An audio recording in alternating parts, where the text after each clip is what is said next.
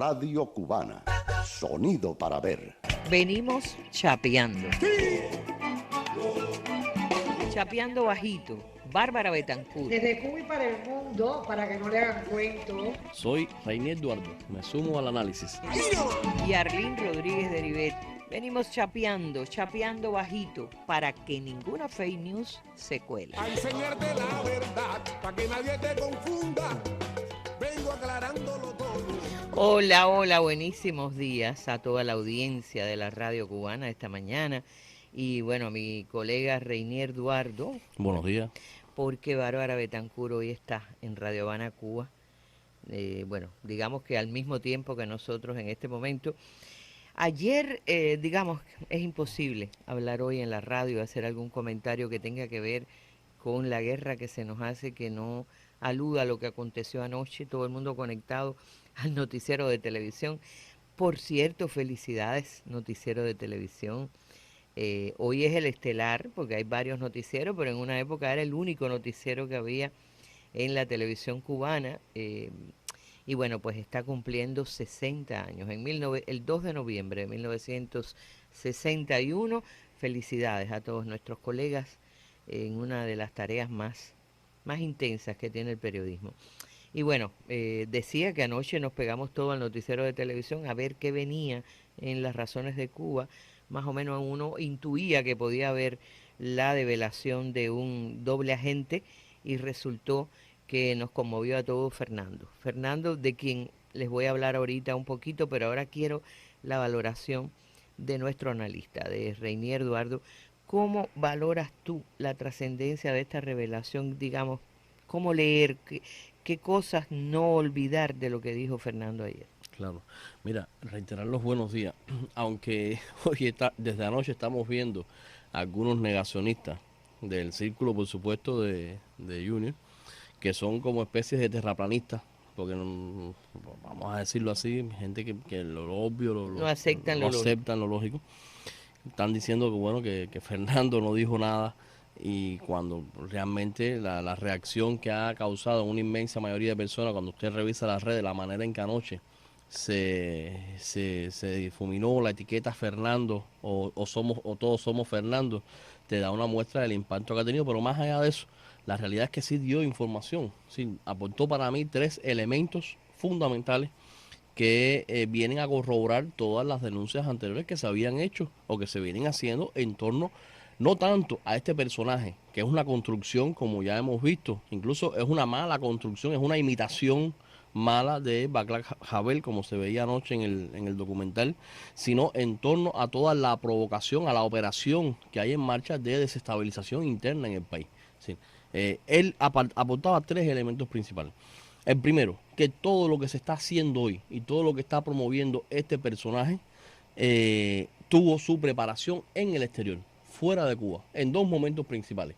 Uno fue en una universidad argentina, y el otro fue en la Universidad Madrileña de San Luis, donde recibieron cursos de preparación para la transición política en Cuba, donde en uno de ellos, uno de los preparadores, Richard Jones, lo hablábamos aquí en un encuentro anterior, era un hombre, uno de los principales expertos, es británico este hombre, pero pertenece a una fundación norteamericana, es uno de los principales expertos en protestas públicas. Y más que protestas públicas, como él mismo le llama, disturbios de calle con fines de cambio de régimen. Y este hombre fue uno de los conferencistas, de los preparadores de aquel encuentro. Anoche Fernando daba fe de este tema, daba testimonio de este tema de la preparación que dio. Y Richard Jones, este hombre experto en protestas, en disturbios callejeros para cambio de régimen, al mismo tiempo era subordinado en ese momento, cuando dio esa conferencia, del hoy director de la CIA, William Burns, nominado y aprobado en marzo de este año como director de la CIA.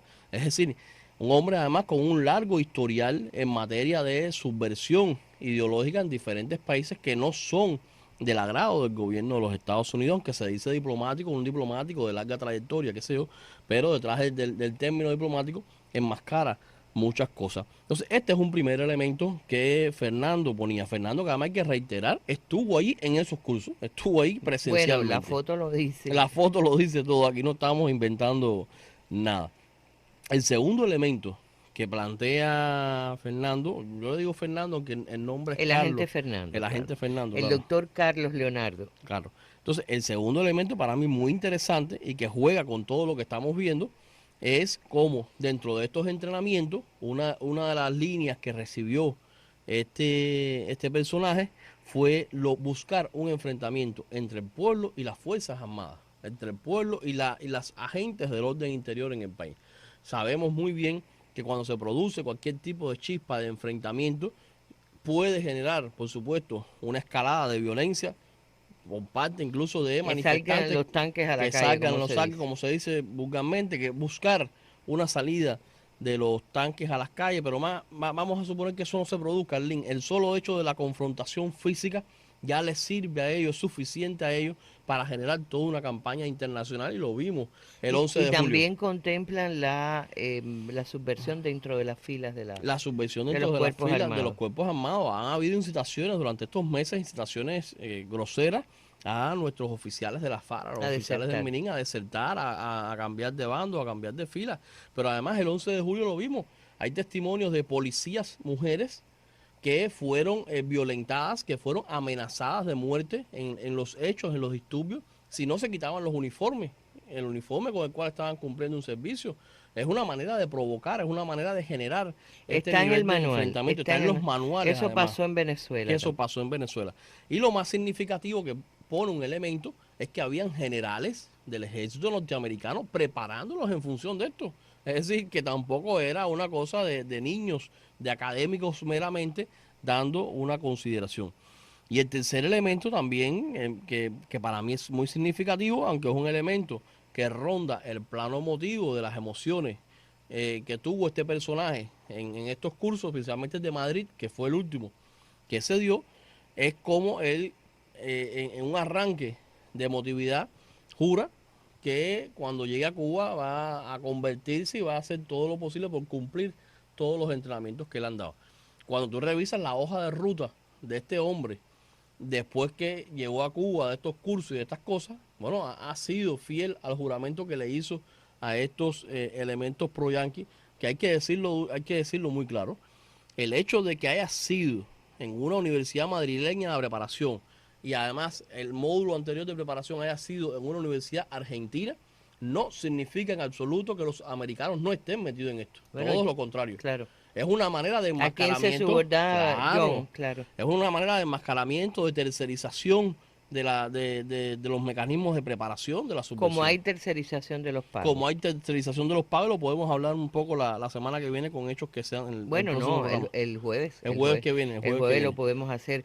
Entonces, discúlpame, sí. terminar la hoja de ruta de este hombre cuando llega al país después del 2019. Recordemos que él es uno de los promotores de lo que pasó frente al Ministerio de Cultura hace un año, el 27 de noviembre del 2020. Sí, ahí está la primera instigación. Después él trató de repetir lo mismo el 28 de enero, Ajá. también frente al Ministerio de Cultura. Después, cuando se produjeron los hechos del 11 de julio, este es el que lidera el intento de tomar este edificio donde estamos aquí ahora, el ICRT, y hacerse de la señal de la radio y la televisión, lo cual también es algo que está en los manuales de guerra no convencional. Recordemos, por ejemplo, Venezuela. ¿Qué pasó en Venezuela en el golpe de Estado del año 2002? Lo primero que apagaron los golpistas fue la radio y la televisión, fue los medios. Entonces, para mí ha sido una denuncia muy efectiva, Arlene, sinceramente. Bueno, tú decías que hay quien ha empezado a especular que si no dijo nada nuevo Fernando, etcétera. Por supuesto, las reacciones de quienes están detrás de Archipiélago no va a ser nunca de reconocimiento de la denuncia de ayer, claro.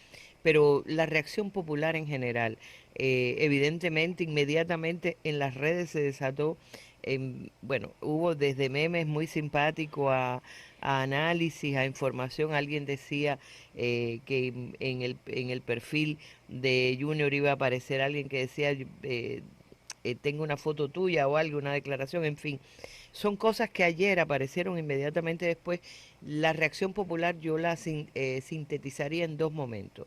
Uno, el acto de repudio, se le puede llamar de alguna manera, aunque no era exactamente un acto de repudio como conocemos, que lo vimos en las redes, filmado por la propia, desde la propia perspectiva de Junior, fueron sus vecinos que fueron a decirle allí, no vamos a permitir que aquí se genere ningún tipo de conflicto en este barrio. No era gente ni agresiva, como él ha estado diciendo que le han hecho algún tipo de cosas en su puerta. Fueron gente explicando, hubiéramos tenido el sonido aquí, pero es que le tengo un sonido mucho más largo hoy y no quería llevarme todo el tiempo. Lo que se vio fue esa reacción popular de advertencia de sus vecinos. Y lo otro es el post de Girmara Torres, periodista, presidenta de la Unión de Periodistas de Cuba en Matanzas, porque, bueno, todos los compañeros, los que tenemos algún tipo de responsabilidad dentro del Comité Nacional de la UPEC, conocemos muy bien a Girmara, a su manera frontal y abierta de decir las cosas. Girmara lleva un periodo de tiempo bastante largo viniendo al oncológico donde su esposo se trata por cáncer y nos hablaba mucho de Carlitos y Carlos, el médico que operó a Roche, su esposo, y bueno, ahí lo narra en el post, porque imagínense esta mujer que hasta ayer ese médico era el médico de cabecera de su marido, de repente lo ve en la televisión como el agente Fernando, escribió ella. Cuando llegamos al INOR de La Habana el 25 de diciembre de 2020, fue este médico quien nos atendió. No creyó en día feriado ni en rebrote de COVID en La Habana. Le dio enseguida a Heidi, la compañera de la UPEC Nacional que coordinó la cita, su número de celular para que lo llamáramos y después hasta el teléfono de su casa. Nosotros esperábamos desesperados y él nos dio seguridad dentro de toda la incertidumbre que deja un diagnóstico de cáncer. Pues sí, fue él, el doctor Carlito Vázquez, quien operó a Roche de un tumor de cuero cabelludo a inicio de 2021. Imaginen mi sorpresa esta noche, aquí mismo, desde una sala del INOR, donde Roche lucha por su vida, veo al doctor Carlitos en el tan anunciado nuevo capítulo Razones de Cuba. Así que la gente Fernando, ¿no? Cirujano oncólogo, trabaja en el servicio de tumores periféricos en el INOR.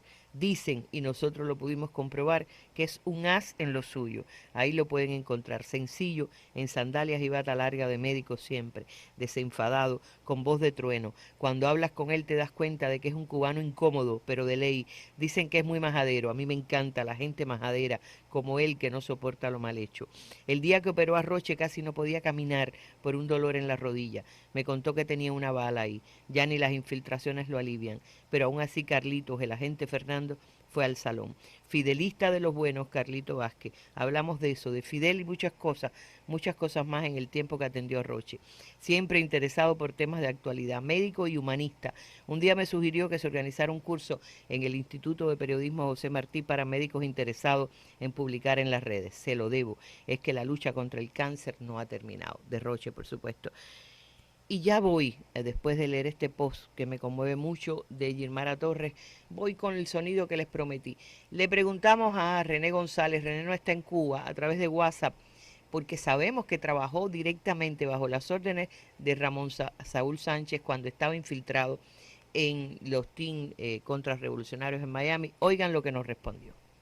Conocí a Ramón Saúl Sánchez a principios de 1995, cuando algunos terroristas en Miami consideraron oportuno utilizar como piel de oveja a Martin Luther King para convertirse al pacifismo. Ramón Saúl Sánchez era un terrorista desde mucho antes de que yo lo conociera y era también un criminal común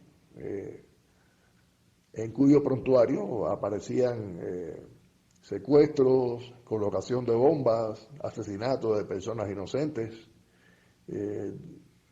crímenes que, bueno, pueden ser considerados crímenes comunes por cualquier sistema de justicia más allá de las intenciones o las motivaciones que plantee la persona.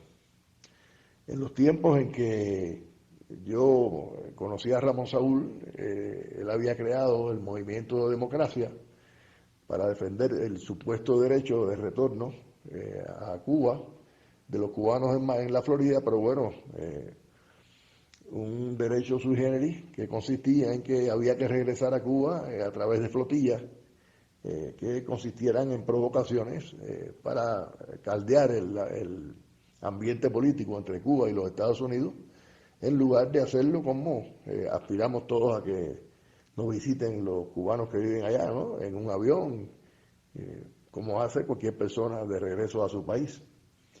Ramón Saúl Sánchez, más allá de sus pretensiones de ser un pacifista, en aquella época todavía mantenía relaciones muy estrechas con sus antiguos amigos del Frente de Liberación Nacional Cubano, sobre todo con Reynold Rodríguez, de quien él decía que era, bueno, su maestro, su padre, y con quien se reunía frecuentemente, desde luego siempre fuera de la luz pública, aduciendo, bueno, que por razones tácticas no era conveniente que Reynold Rodríguez apareciera vinculado al Movimiento de Democracia.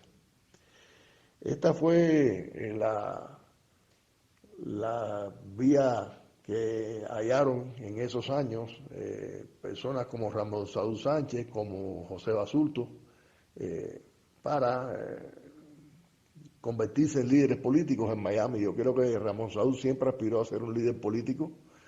Yo creo que nunca lo fue.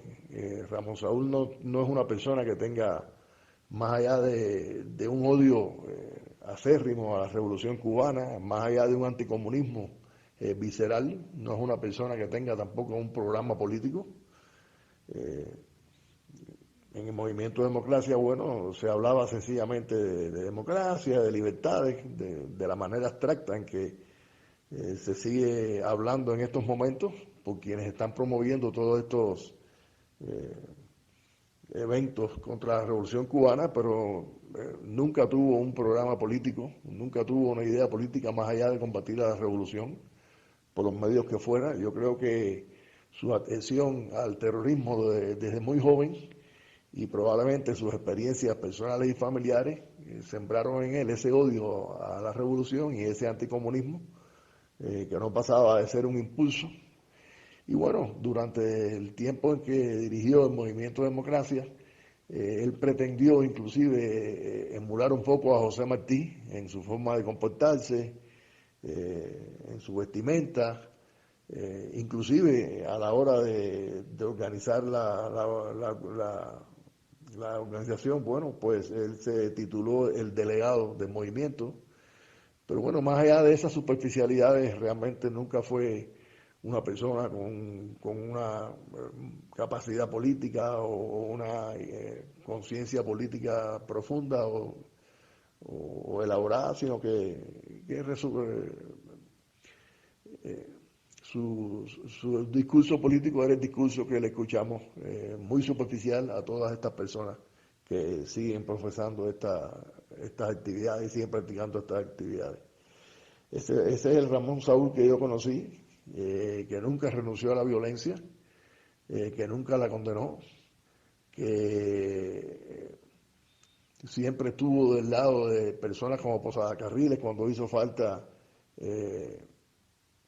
apoyarlos en sus asuntos legales, que siempre manifestó su atención a ellos, su admiración por ellos, y que bueno, inclusive en privado siempre hizo alarde de sus aventuras anteriores, tanto con Abdala como con Lea 7, y que bueno, también en privado, por ejemplo, se opuso siempre a quienes trataban de buscar del gobierno norteamericano una absolución o un perdón para Eduardo Arocena, a quien él consideraba un traidor precisamente por haber cooperado con el gobierno norteamericano y por haber sacado a la luz inclusive tramas como aquellos crímenes que se cometieron cuando se introdujeron enfermedades en Cuba. O sea que Ramón Saúl Sánchez siempre fue, repito, un terrorista que hizo uso de figuras como Martin Luther King y como Mahatma Gandhi para mantener la tensión entre Estados Unidos y Cuba a través de la flotilla, las provocaciones en las que nosotros participamos en esa época. Bueno, pues cayó el telón, como escribió alguien ayer en las redes. Así estamos llegando al final de Chapeando el Jueves. Volvemos con la tercerización, recuerden ahí de los cómo pasan los dineros cuando Estados Unidos no aparece directamente, la mano que mueve la cuna. Reinier, hasta el jueves. Bueno, hasta el jueves. Te seré fiel, pues serte fiel es serme fiel a mí. Y es esta fe la que ha inspirado mi lealtad. Mi historia es solo un renglón de una historia mayor. Radio Cubana, sonido para ver.